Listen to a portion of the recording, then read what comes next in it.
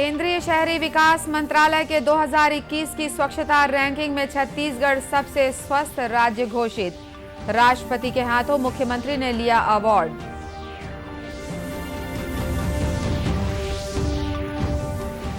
मुख्यमंत्री ने पंचायती राज संस्थाओं के पदाधिकारियों के अधिकारों को बढ़ाने के लिए की कई महत्वपूर्ण घोषणाएं।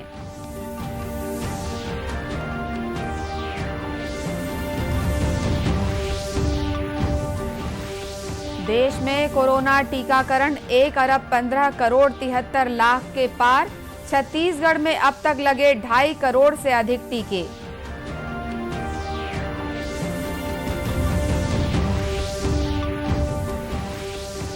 और राष्ट्रीय स्वयंसेवक संघ प्रमुख डॉक्टर मोहन भागवत ने कहा कि भारत सिखाता है अनेकता में एकता। मत्कु द्वीप में घोष शिविर का हुआ समापन।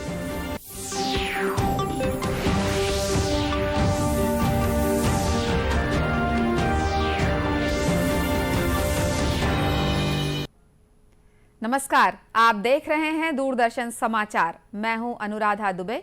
अब समाचार विस्तार से। केंद्रीय शहरी विकास मंत्रालय के 2021 की स्वच्छता रैंकिंग में छत्तीसगढ़ को सबसे स्वस्थ राज्य घोषित किया गया है।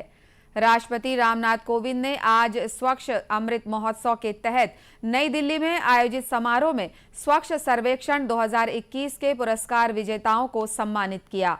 मुख्यमंत्री भूपेश बघेल, नगरीय प्रशासन मंत्री शिव डहरिया और नगरीय प्रशासन विभाग की सचिव अलरमेल मंगई डी ने राष्ट्रपति से ये अवार्ड प्राप्त किया। आइए देखते हैं इस समारोह की कुछ झलकियां।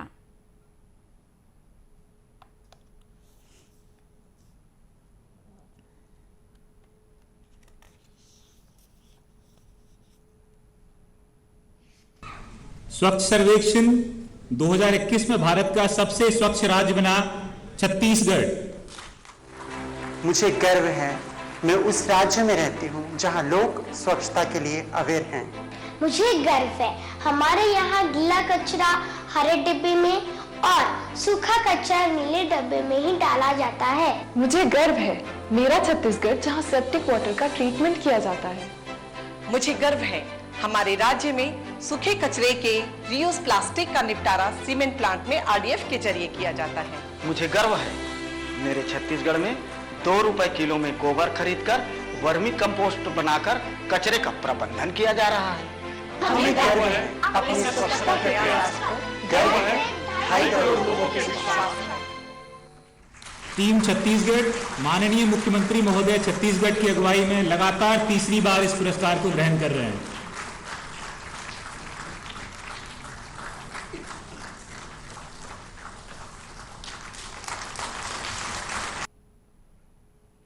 कार्यक्रम में कचरा मुक्त शहरों के लिए रायपुर, अंबिकापुर, भिलाई, चरौदा, बिलासपुर, चिरमिरी, रायगढ़, कोरबा, राजनांदगांव और दुर्ग शहरों को भी पुरस्कृत किया गया।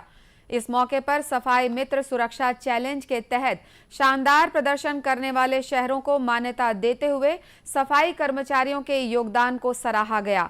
अपने संबोधन में राष्ट्रपति ने कहा कि इस बार स्वच्छता सर्वेक्षण पुरस्कारों का विशेष महत्व है। देश आजादी का अमृत महोत्सव मना रहा है और ये स्वतंत्रता संग्राम सेनानियों को सच्ची श्रद्धांजलि होगी। राष्ट्रपति ने कहा कि देश में स्वच्छता के प्रति लोगों की सोच में बदलाव आया है, जो कि अच्छी बात है। सबसे बड़ी सफलता है देशवासियों की सोच में बदलाव।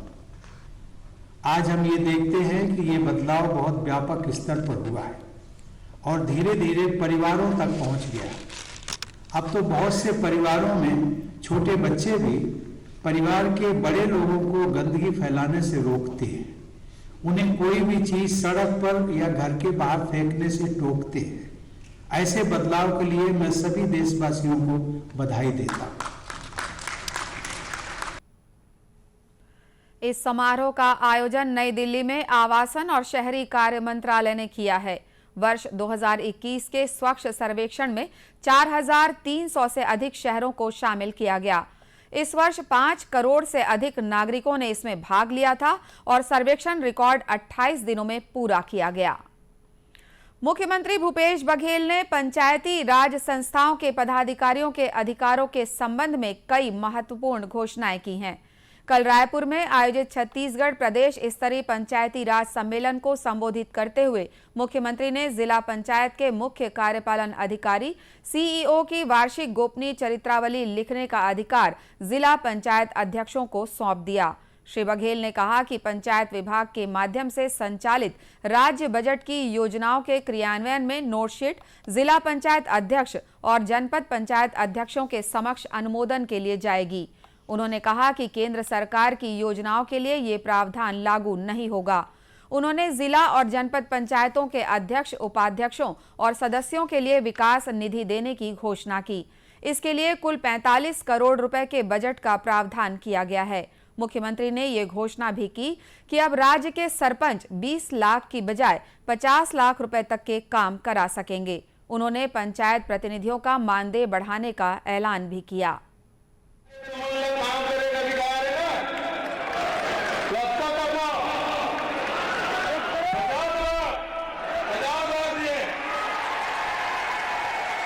सरपंच मन के लिए मानदेय वो 2000 से बढ़ा के सीधा 4000। जिला पंचायत के अध्यक्ष प्रति वर्ष 15 लाख रुपया, जिला पंचायत उपाध्यक्ष के लिए 10 लाख रुपये तथा जिला पंचायत सदस्य के लिए 4 लाख, जनपद पंचायत के अध्यक्ष के लिए 5 लाख, जनपद पंचायत उपाध्यक्ष के लिए 3 लाख और जनपद पंचायत के सदस्य के लिए 2 लाख रुपये निधि प्रदान किए जाएंगे।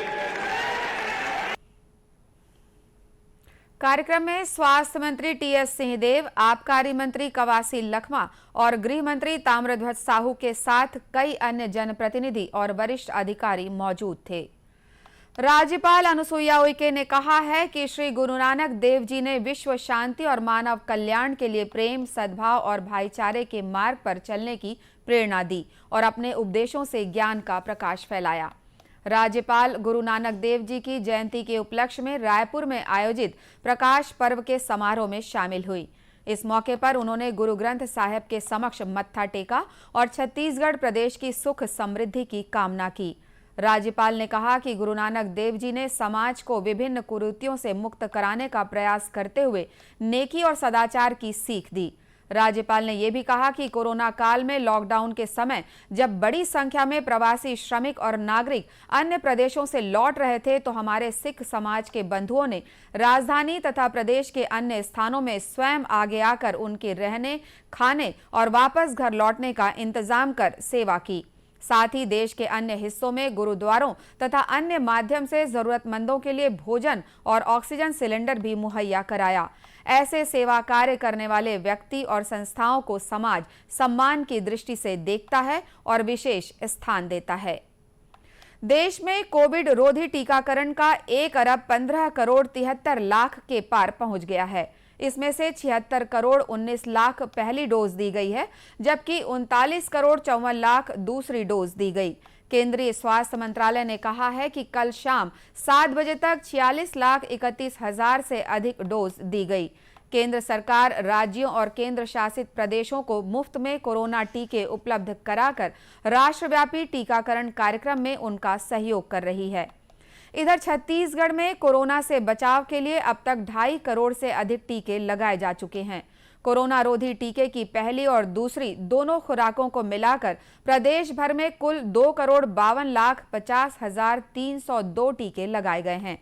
प्रदेश के 1 करोड़ 67 लाख 50 हजार 713 लोगों को संक्रमण से बचाव के लिए पहला टीका लगाया जा चुका है, जबकि 85 लाख नागरिकों को दोनों टीके लगाए जा चुके हैं।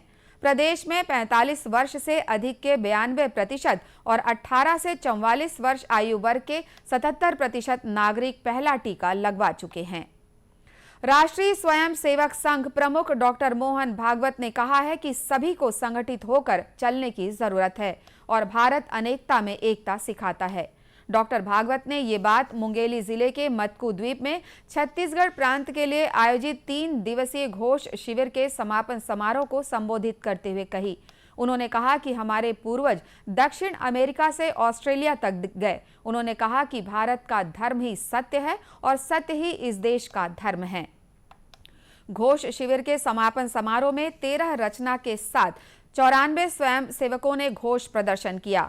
स्वयं सेवकों द्वारा प्रदर्शित घोष प्रदर्शन को देखने के लिए मुंगेली, भाटापारा, रायपुर, बिलासपुर सहित अनेक गांवों के प्रमुख और उनकी टोलियां पहुंची थीं। मीडिया से चर्चा करते हुए मुंगेली जिला संघ चालक अशोक तिवारी ने इस कार्यक्रम के बारे में जानकारी दी। समसामयिक संदेश है। भारतवर्ष सदा से सत्य का पुजारी रहा है और हम सबको आपस में मिल करके रहना है, स्वयं को पहचानना है कि हम कौन हैं और आपस में भाईचारे का जो उनका जो दिव्य संदेश था वो अनुकरणीय है, श्लाघनीय है, स्तुत्य है। घोष शिविर के समापन समारोह में मध्य क्षेत्र के संघ चालक अशोक सोहनी और छत्तीसगढ़ प्रांत के संघ चालक डॉक्टर पूर्णेंदु सक्सेना भी उपस्थित थे। भारत सरकार के सूचना और प्रसारण मंत्रालय के क्षेत्रीय लोक संपर्क ब्यूरो जगदलपुर द्वारा आजादी का अमृत महोत्सव के तहत कल बस्तर जिले के नेतानार गांव में देश की आजादी में जनजातियों के योगदान पर विशेष कार्यक्रम का आयोजन किया गया। ये गांव वीर शहीद गुंडाधुर का पैतृक गांव है। कार्यक्रम का शुभारंभ वीर शहीद गुंडाधुर की प्रतिमा पर माल्यार्पण कर किया गया। इस मौके पर शिक्षक और शोधार्थी गंगाराम कश्यप ने वीर शहीद गुंडाधुर की जीवनी पर प्रकाश डाला। उन्होंने आदिवासी कला और संस्कृति के संरक्षण पर जोर दिया। गांव में खेल कूद और सांस्कृतिक कार्यक्रमों का आयोजन भी किया गया है, जिसमें स्कूली बच्चे और आंगनबाड़ी कार्यकर्ताओं ने बढ़ चढ़कर हिस्सा लिया। सांस्कृतिक कार्यक्रम में स्थानीय बोली में गीत और नृत्य के माध्यम से आजादी के महत्व के बारे में लोगों को जानकारी दी गई।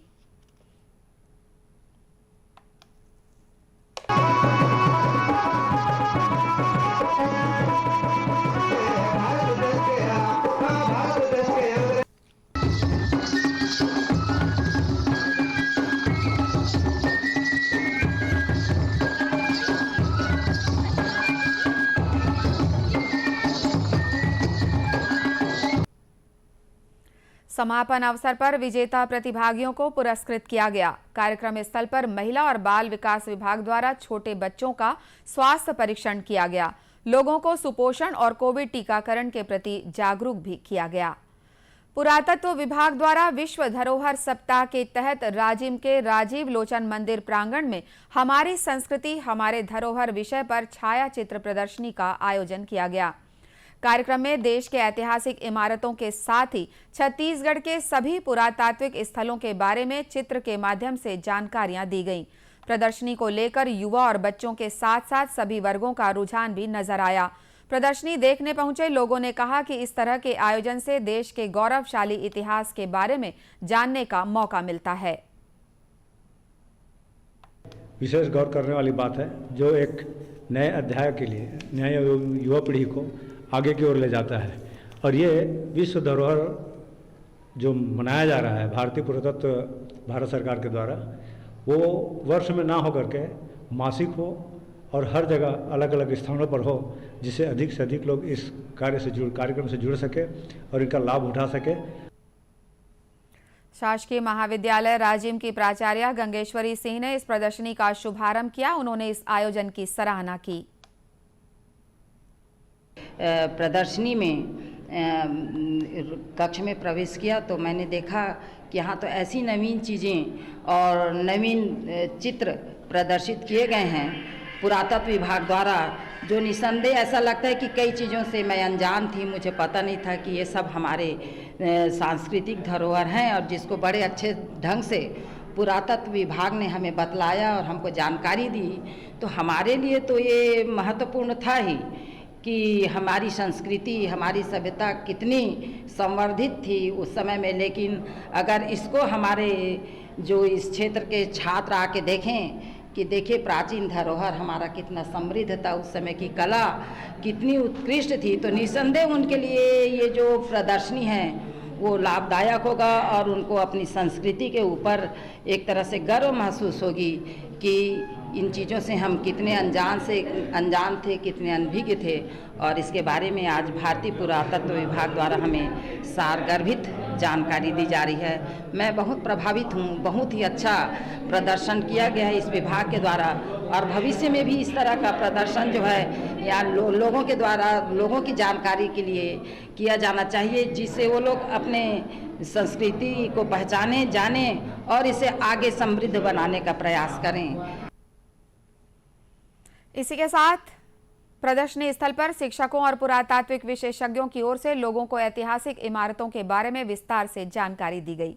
इसी के साथ ये समाचार बुलेटिन समाप्त हुआ। नमस्कार।